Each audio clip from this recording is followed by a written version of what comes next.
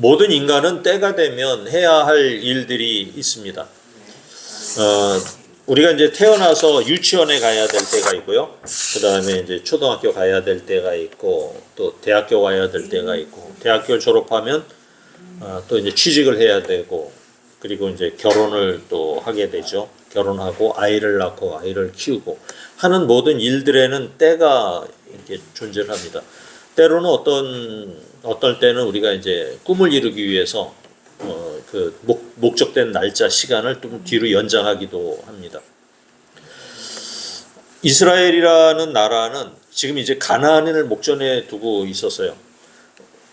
그런데 가나안에 들어가는 그 시간이 잠시 지연된 것이 아니라 38년이라는 시간이 지연이 돼 버리고 말았던 거예요.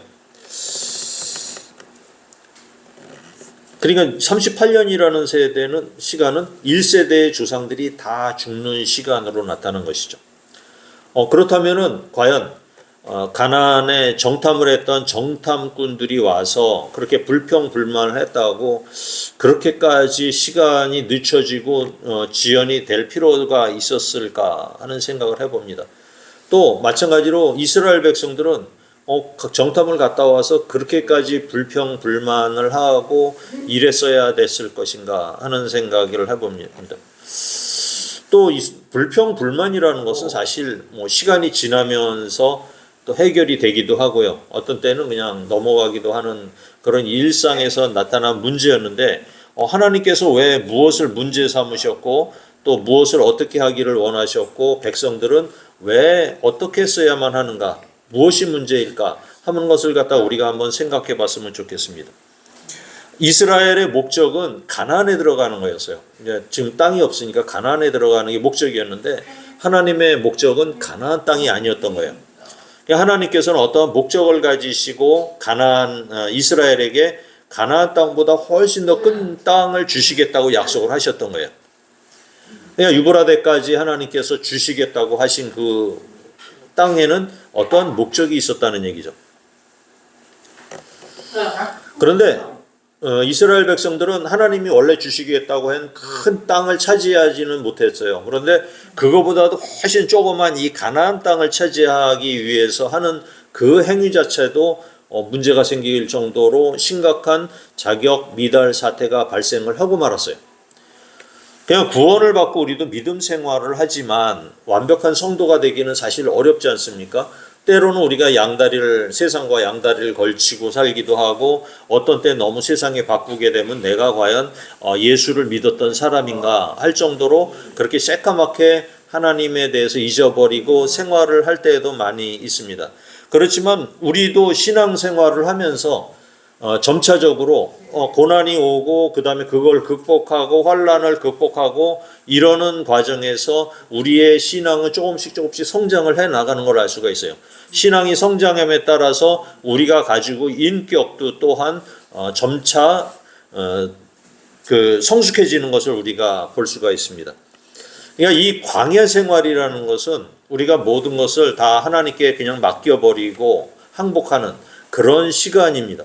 그래서 우리가 믿음의 사람으로 변하기까지 어느 정도의 우리들한테도 시간이 흘러가야만 하는 그런 것이 필요했던 것입니다. 우리가 지난번에 했던 민수기라는 것은 바로 그 시간을 이야기하는 것이었습니다. 이런 시간이 필요하기는 해요. 모든 우리 신앙인들에게 그냥 순간적으로 다 바뀌었다 그래서 바뀌는 것이 아니니까요. 근데 시간이 지체가 돼도 너무 지체가 돼 버리는 거예요. 38년이라는 시간. 그러다 보니까 결국 모세도 가나안에 못 들어가는 사태가 발생을 했고요. 모세가 오늘 이제 신명기에 이 사건에 대해서 회상을 하고 있는 거예요. 그러니까 60만 명이라는 그 대군이 엄청난 남자들이 애굽에서 탈출을 해가지고 여기까지 돌아와서 40년이라는 광야 생활을 거치는 도중에 가나안에 들어갈 수 있는 사람이 단 2사람이라는 사실에 우리가 놀라지 않을 수가 없는 거예요. 믿어지지가 않는 것이죠. 기적을 체험한 이 백성들이고 하나님의 임재를 경험한 이 백성들 세대지만 그 중에서 하나님을 믿고 순종을 하고 따랐던 사람이 단 2사람밖에 안 된다는 사실이죠. 그러니까 이것은 하나님의 말씀을 우리가 듣기는 들었지만 행동으로 옮기는 사람이 매우 적다라는 얘기예요. 하나님께서 무슨 말씀을 하시는지 어떤 요구를 하는지 제대로 알지 못하면서 우리가 신앙생활을 하다가 결국 응답도 못 받고 구원의 반열에서 낙오되는 사람도 있을 수가 있다는 얘기가 됩니다. 그래서 오늘 본문 말씀을 통해서 같이 은혜를 나누는 시간을 갖기를 원합니다. 이스라엘 백성들은 시내산에서 출발해서 가데스 바네아라는 곳에 도착을 했습니다. 그런데 우리가 이제 성경을 조금 더 참조를 해보면 우리가 지난번에 봤던 민수기 13장을 참조를 하는 것이 신명기하고 내용이 비슷하지만 좀 더 자세하게 상황을 우리가 알 수 있게 되어 있습니다. 1, 2, 3절을 같이 읽어볼까요? 민수기 13장으로 넘어갑니다. 시작. 여호와께서 모세에게 이르시되 사람을 보내어 내가 이스라엘 자손에게 주는 가나안 땅을 점탐하게 하되 그들의 조상의 가문 각 지파 중에서 지휘관 된 자 한 사람씩 보내라. 모세가 여호와의 명령을 따라 바란 광야에서 그들을 보냈으니 그들은 다 이스라엘 자손에 수령된 사람이더라. 각 지파에서 한 사람씩을 선택을 했습니다. 정탐꾼,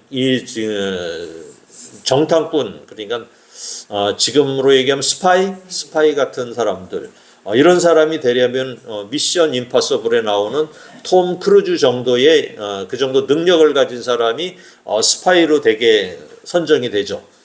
그래야지 이렇게 또 큰 일을 하니까.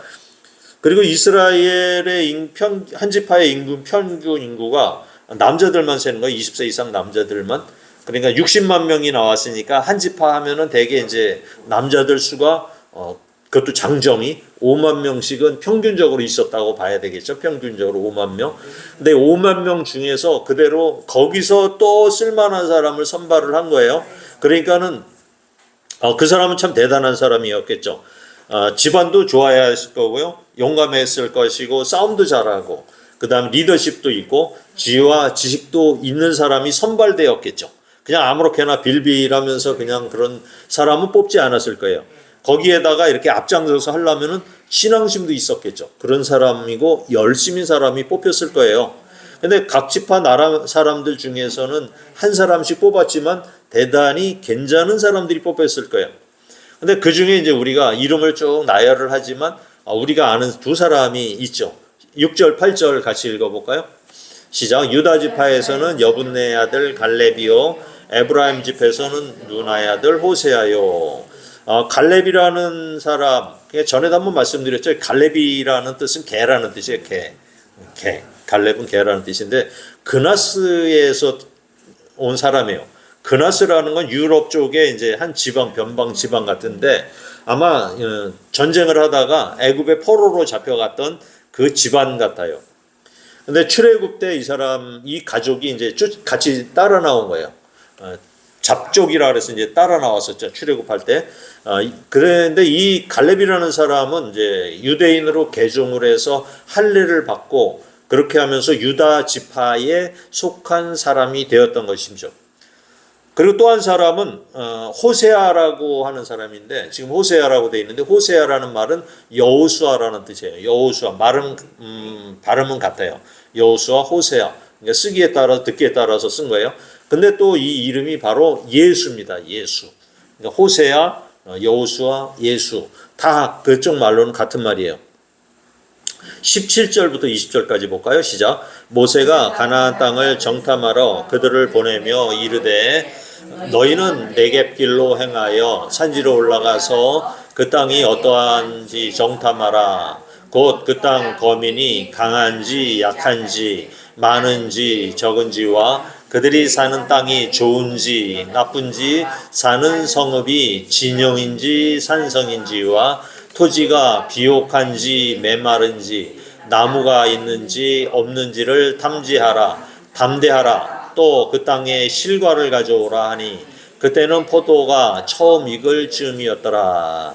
정탐꾼들이 이제 12명이 선발이 되고 이제 40명이 이제 가나안 땅을 정탐하러 곳곳을 돌아다녀요.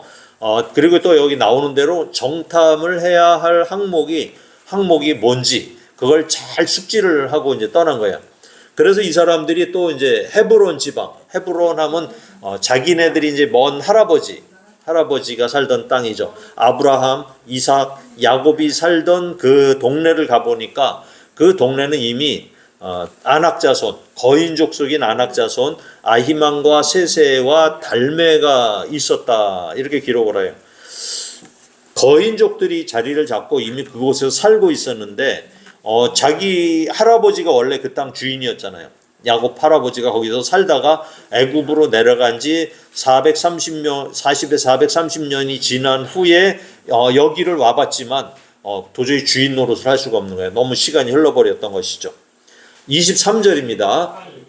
시작. 또 에스골 골짜기에 이르러 거기서 포도송이가 달린 가지를 베어 들이 막대기에 꿰어 매고 또 석류와 무화과를 따니라. 그러니까 이 과실을 보니까 땅은 확실하게 젖과 꿀이 흐르는 땅이 맞는 것 같아요. 근데 딱 보니까 거기에 사는 거인들이 문제인 거예요. 그래서 이제 이 정탐꾼들이 이제 보고를 이렇게 해요. 27절부터 29절까지 보겠습니다. 시작. 모세에게 말하여 이르되 당신이 우리에게 보낸 땅에 간즉 과연 그 땅에 젖과 꿀이 흐르는데 그것은 그 땅의 과일이니이다. 그러나 그 땅 거주민은 강하고 성읍은 견고하고 심이 클 뿐 아니라 거기서 아낙 자손을 보았으며 아말렉인은 남방 땅에 거주하고 헷인과 여부스인과 아모리인은 산지에 거주하고 가나안인은 해변과 요단가에 거주하더이다. 처음에 모세에게 말할 때는 진짜 그 땅은 젖과 꿀이 흐르는 땅이고 과일을 보니까는 뭐 송이 하나가 두 사람이 메고 올 정도로 이렇게 탐스럽게 포도송이가 잘 열리는 땅, 그렇다고 이제 얘기를 합니다. 근데 갑자기 그러나 하면서 이제 기류가 바뀌어요. 그 땅 거주민은 강한데요. 그러면서 이제 긍정에서 부정적인 뉘앙스로다가 얘기를 갖다 바꾸게 됩니다. 그렇게 이제 부정적인 얘기가 나가면서 이스라엘 백성들의 그 기류가 마음이 심상치 않게 막 변해요. 그러니까 우리도 그렇죠. 뭐 안 돼야 되는 이유를 대면은 100가지 이유도 더 나와요. 이래서 안 되고 저래서 안 되고 결국은 안 된다는 거예요. 사람들 마음에는. 그 12명의 정탐꾼이 과연 이제 어떤 사람들이었을까요? 이 사람들은 모두 애굽에서 하나님의 10가지, 모세의 10가지 재앙을 다 겪었던 사람들이에요. 그러니까 직접 눈으로 보고 체험을 했던 사람들이었죠. 홍해 바다를 가르고 건너기를 체험했던 사람들이었고요. 또 오는 내내 만나와 메추라기를 먹고 살았고, 또 바위에서 뻥 하고 터져서 나오는 강물같이 흘러나오는 그 생수를 마시고 목을 축인 경험을 한 그 세대 사람들이잖아요. 12명이라는 사람이. 각 지파에서도 또 자기가 각 지파에서 각각 자기 처소에서는 하나님을 찬양하는 데 앞장섰고요. 성막을 만들고 군대를 조직할 때에도 자기들이 선봉장에 섰던 그런 역할을 했던 사람들이에요. 이 사람들이. 누가 봐도 이 사람들의 발언 한마디에 이스라엘 민족의 영향력이 굉장히 컸었다, 이렇게 볼 수가 있는 것이죠. 그러니까 출애굽할 때 당시에 오합지졸처럼 그냥 막 갔을 거 아니에요. 군대 조직이 어딨어. 애국 군대가 쫓아오니까 그냥 발 빠른 사람 먼저 가고 그냥 양떼 뭐 이런 거 몰고선 가면서 대충 그냥 지파별로 몰려가지고 다닐 때는 뭐 볼 게 있나요? 그때는 하나님만 바라보고 이렇게 살다가 이제 시내산 밑에서 성막도 만들고 조직도 갖추고 지도자들도 세우니까 지금에는 이제 생각이 조금씩 이제 달라지는 거예요. 인간의 생각도 앞서고요. 지도자가 됐어 내가. 그러니까 나의 우월함을 좀 보일 필요성이 좀 있다고 생각을 하게 바뀌는 거예요. 다르다는 것을 보여주고 싶었을까요? 이들이 이제 부정적인 생각을 이렇게 견해를 내뱉으면서 모든 백성들이 부정적으로 바뀌는 것은 일순간의 일이었어요. 우리도 회의하다가 뭘 이거 합시다. 그래서 뭐 좋은 안건을 가지고 회장이 딱 나와가지고 이번에 선교를 하는데 이렇게 해봅시다. 이렇게 회의를 하다가 뒤에서 이제 누군가가 한마디 툭 던져요. 우리 뭐 할 수 있겠어? 뭐 우리 실력으로 뭐 돈도 없는데 할 수 있겠어라고 한마디 툭 던지면은 갑자기 일순간에 그 회의가 난장판이 돼 버려요. 그래서 안 된다는 이유가 곳곳에서 막 튀어나와요. 그런 경험이 수두룩할 거예요. 그러니까 순식간에 부정적으로 바뀌는 것은 일순간이에요. 이렇게 바뀐 이런 분위기 속에서도 또 긍정적으로 바꾸려고 이제 노력하는 사람이 있었죠. 그 땅 범인이 크고 장대한 거는 사실이지만 우리가 여태까지 온 것을 봐라. 하나님만 믿고 의지하면은 우리가 충분히 이길 수 있다. 주장을 하는 사람들도 있었죠.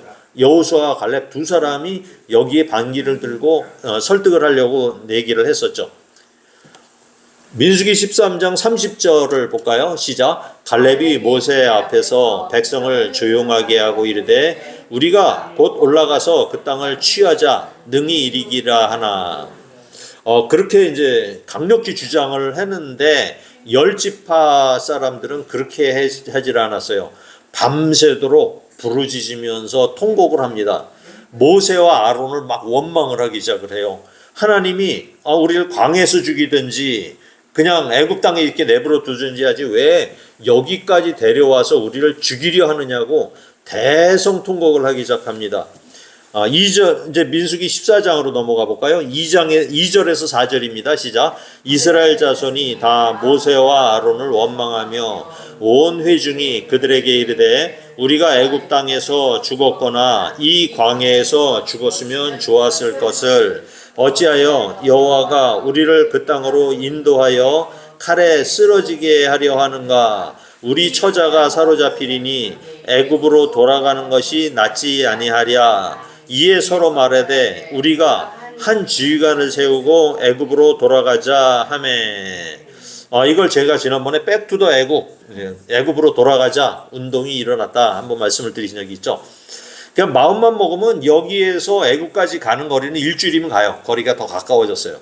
돌아갈 수가 있습니다. 그러니까 모세를 죽이고 대신 지휘관 한 사람 세우고자고 선동을 막 하면서 이제 가려고 해요.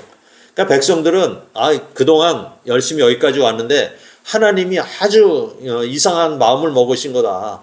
기껏 광야에서 살려놓더니 여기 와서 저 사람들한테 죽게 하려는 그런 이상한 계획을 갖고 계셨던 것이다. 이렇게 하면서 이제 하나님에 대해서도 원망을 했던 거예요.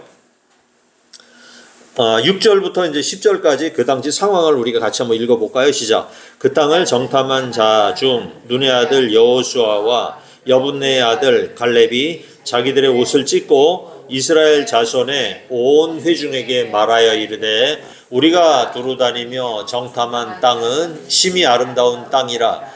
여호와께서 우리를 기뻐하시면 우리를 그 땅으로 인도하여 들이시고 그 땅을 우리에게 주시리라. 이는 과연 젖과 꿀이 흐르는 땅이니라. 그 다음에 여호와를 거역하지는 말라. 또 그 땅 백성을 두려워하지 말라. 그들은 우리의 먹이라. 그들의 보호자는 그들에게서 떠났고 여호와는 우리와 함께 하시느니라. 그들을 두려워하지 말라 하나 온 회중이 그들을 돌로 치려 하는데 그때 여호와의 영광이 회막에서 이스라엘 모든 자손에게 나타나시니라. 이 일로 인해 가지고 이스라엘 백성들이 많이 죽었어요. 한 3,000명 가량이 이제 연병으로 죽게 되고 그 다음에 10명의 지도자도 이때 같이 죽게 돼 버렸습니다. 그러니까 이때 이제 하나님께서 이제 화가 나셨어요. 그래가지고 내가 이스라엘 백성들하고 이제 같이 안 할 거야. 함께 안 할 거야. 하면서 이제 이스라엘을 떠나겠다. 하나님께서 이제 이렇게 말씀을 하셔요. 그래 더 이스라엘 이런 백성들하고 더 같이 여행을 하다가는 내 분에 내 성질에 이 백성 다 죽이고 말 거야. 하나님 말씀이 이런 거예요. 11절 12절 볼까요? 시작. 여호와께서 모세에게 이르시되 이 백성이 어느 때까지 나를 멸시하겠느냐. 내가 그들 중에 많은 이적을 행하였으나 어느 때까지 나를 믿지 아니하겠느냐. 내가 전염병으로 그들을 쳐서 멸하고 내게 그들보다 크고 강한 나라를 이루게 하리라. 이때 이제 모세를 통해서 새로운 민족을 이루겠다. 그러니까 이스라엘 민족 기존에 있던 민족들은 다 멸망시키고 이루겠다 이렇게 약속을 하셨어요. 모세에게 말씀을 하셨는데, 근데 모세는 이제 강력히 하나님께 이제 중보 기도를 합니다. 생명책에서 내 이름을 제하여 버리시고 이 백성을 살려주십시오. 차라리 제가 죽겠습니다 하고 목숨을 걸고 이제 하나님 앞에 중보 기도를 해요.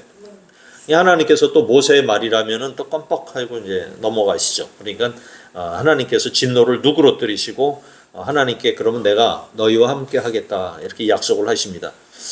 이런 당시에 이제 민수기에 있었던 이 사건을 놓고 모세가 이제 신명기에 이제 회고를 하는 거야. 너희가 이랬었다. 근데 이제 신명기에서는 좀 더 이제 다른 얘기를 또 하는 부분이 있는데 정탐꾼도 민수기에서는 하나님과 모세가 보내겠다라고 했지만은 신명기에 와서는 이제 모세가 회고를 하면서 얘기합니다. 정탐꾼을 보낸 것도 백성이 먼저 요구를 했던 것이다라고 얘기를 해요. 신명기 1장 22절에 이렇게 얘기를 해요. 시작. 너희가 다 내 앞으로 나와 말하기를 우리가 사람을 우리보다 먼저 보내어 우리를 위하여 그 땅을 정탐하고 어느 성읍으로 들어가야 할 것을 우리에게 알리게 하자 하기에 모세는 이제 지나고 나서 이제 다시 한번 회고를 하는데 그 당시의 분위기가 심상치 않았다는 거예요.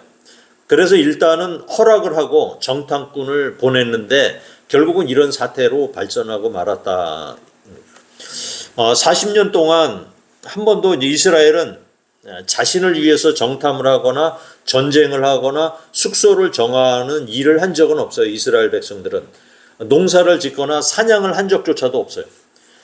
이스라엘이 변한 증거를 오늘 여기에서 말이 나오는데 정탐꾼들이 어떻게 이스라엘 백성들이 뭐라고 그러냐면은 우리를 위하여 무엇을 하겠다는 마음이 생겼다는 거야.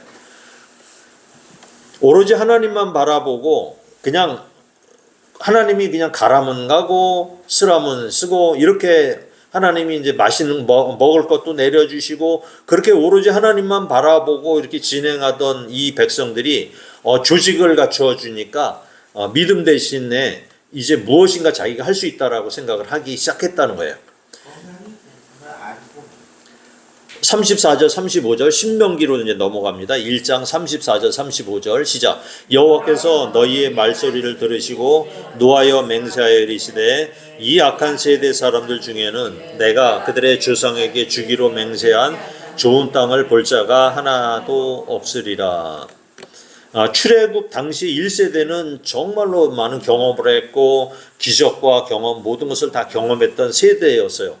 어느 누구 이 땅 지구상의 어느 누구보다도 하나님을 직접적으로 경험한 세대는 1세대만 못했을 거예요. 그런데 단 한 가지 문제가 뭐냐면 노예 근성을 버리지를 못한 거예요. 그러니까 하나님을 그렇게 체험을 했지만 정작 하나님을 제대로 알지는 못한 거예요. 지금부터 이제 38년이라는 광야 생활을 통해 이 노예 근성들을 죽여야 되는 거예요. 이스라엘 백성들 속에 있는 애굽에서처럼 그 노예의 근성을 버리지 못하면 결국 시간만 보내다가 또 죽게 될 것입니다. 왜 10명은 부정적인 말을 하고 2명은 긍정적인 말을 한 것이었을까요? 10명은 노예 근성을 결국 버리지 못한 거예요. 하나님을 제대로 믿으면 노예 근성을 버릴 수가 있는데 세상하고 얽매이면서 같이 살다 보니까 세상의 노예가 되는 거예요. 어느 것이 더 중요하다고 여러분들이 판단을 하기에 따라서 노예의 삶을 살고 있었다는 얘기죠. 하나님께서는 이것을 불순종이다 이렇게 얘기를 하는 거예요. 순종하는 사람은 가나안에 들어갈 수가 있어요. 우리 속에 순종과 불순종의 비율이 항상 존재를 하는데 여러분들 마음속에도 10대 2로 나타나지 않으실까요? 내 삶을 좀 한번 돌이켜보면은 10은 부정적이고 2은 긍정적인 부분이 존재를 한다고 보셔야 될 것입니다. 만약에 그 현상이 계속 우리 속에 나타났다면은 여러분들은 38년의 광야 생활을 할 수밖에 없는 상황이 되는 거예요. 불순종의 다른 말은 뭐냐면 하나님을 멸시하는 거라는 거예요. 하나님께서 이런 불순종의 태도를 나를 멸시하는 것이다 라고 성경에 기록하고 있어요. 민수기 14장 11절을 보겠습니다. 시작. 여호와께서 모세에게 이르시되 이 백성이 어느 때까지 나를 멸시하겠느냐. 내가 그들 중에 많은 이적을 행하였으나 어느 때까지 나를 믿지 아니하겠느냐.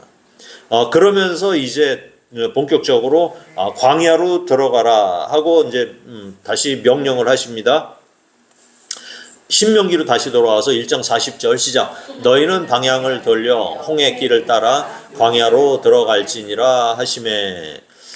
이스라엘의 이제 앞에 먼저 이런 태도는 진멸을 당할 정도로 굉장히 큰 사안이었는데 일단은 모세가 중보기도를 하여 하나님의 노가 이제 좀 수그러드는 거예요. 좀 끝나는 듯 했는데 이제부터는 그냥 하나님 말씀을 듣고 모세가 전하는 말을 듣고 그냥 순종을 하면서 지나가면 돼요. 그런데 또 다른 심각한 문제가 발생을 하고 말아요. 41절부터 44절까지 한번 쭉 읽어보겠습니다. 시작.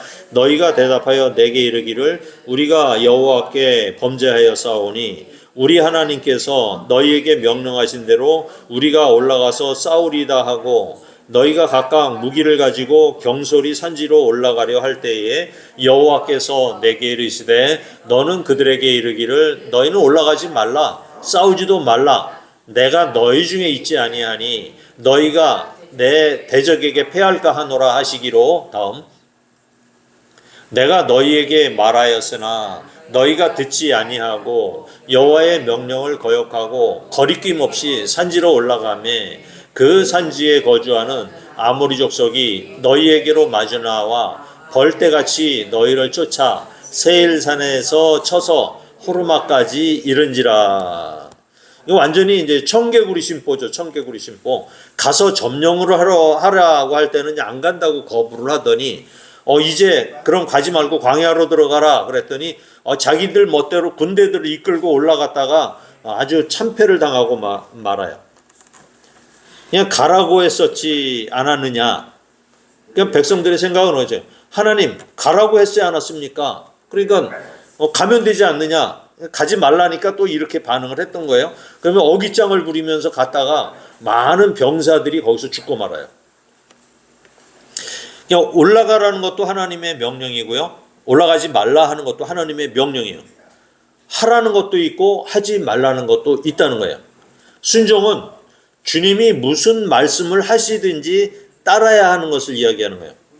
그러니까 우리가 전쟁을 치르더라도 하나님이 나와 함께하는 전쟁을 치러야만 하는 거예요. 그것은 하나님께서 무슨 말씀을 하시는지 귀 기울여 듣고 그 말씀 그대로 순종하는 것을 이야기하는 거예요. 그것이 방법이에요. 하나님께서 함께 하시지 않는 전쟁은 처참하게 패할 수밖에 없다 하는 이야기를 하는 거예요. 그렇게 백성들이 군대가 올라가서 무너지고 다치고 하면은 누가 책임을 질 겁니까? 무엇으로 보상을 해야 될까요? 주님 부르실 때 외면하다가 사고가 나거나 또 곤란한 지경에 닥치게 되고 후회하면 또 무슨 소용이 있겠습니까? 그렇게 큰 사고를 당하고 돌아온 거는 다행이에요. 돌아온 것을 다행이지만 그렇게 하지 않고 우리가 미연에 아예 처음부터 순종을 했다면 우리가 더 큰 일을 할 수가 있었겠죠. 우리에게도 앞으로 어떻게 하라 하는 것을 주님께서 알려주시는 거예요. 들을 귀 있는 자는 들을지어다. 45, 46절입니다. 시작. 너희가 돌아와 여호와 앞에서 통곡하나 여호와께서 너희의 소리를 듣지 아니하시며 너희에게 귀를 기울이지 아니하셨으므로 너희가 가데스에 여론을 동안 머물러나니 곧 너희가 그곳에 머물렀던 날수대로니라. 이렇게 해서 이제 40년을 채우는 광야 생활이 시작이 되었던 것이죠. 이처럼 불순종의 결과는 38년의 광야 생활을 확정을 짓는 일로 결정이 되었습니다. 이스라엘 백성들은 이러한 상태로 가나안에 들어가게 되면은 우상을 섬기게 되거나 아니면 거기서 진멸을 당하고 전멸을 당하는 그런 민족이 됐을 것입니다. 패배를 하지 않고 이스라엘이 승리를 하려면 하나님의 법대로 순종을 해야만 했던 것이죠. 만약에 순종을 했다면 이스라엘 백성들은 머지않아 가나안의 주인이 되어서 거기서 살았겠죠. 그렇지 않다면은 순종이 되어지질 않는다면은 다시 광야로 가서 새로운 그릇을 또 만들어야 되겠죠. 우리가 광야 생활을 거치면서 만들어진 그 그릇에 그릇이 이제 준비가 되고 나면은 하나님께서 그 그릇에 복을 차고 넘치게 부어 주신다는 얘기죠. 하나님께서는 이런 이스라엘의 반역하는 모습을 보면서 이스라엘을 버리고 싶은 적이 많이 있으셨을 거예요. 그런데 하나님께서는 이 이스라엘을 버리거나 외면하지는 않으셨습니다. 비록 하나님 화가 나서 잠깐 떠나긴 하셨지만 또 이스라엘 백성들에게 징계를 하시고요. 다시 회복을 시키시는 그런 일을 반복을 하셨던 것이죠. 이스라엘의 모습이 지금 현재 우리의 모습과 동일을 하다고 우리가 볼 수가 있습니다. 이스라엘에게는 38년 시간, 애굽에서 38년이라는 이 시간은 애굽에서 물든 노예 근성을 없애기 위한 1세대의 죽음으로 나타났던 거예요.